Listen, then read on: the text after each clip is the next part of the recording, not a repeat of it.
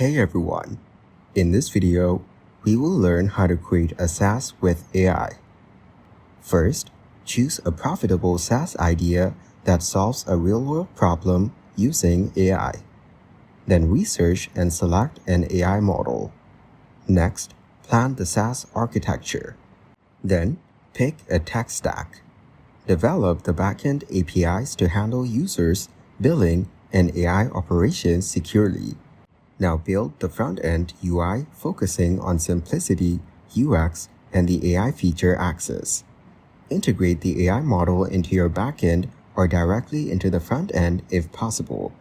Launch MVP for early feedback and user testing.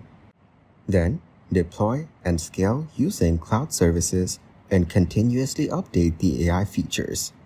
Thanks for watching. Don't forget to like and subscribe to see more content like this.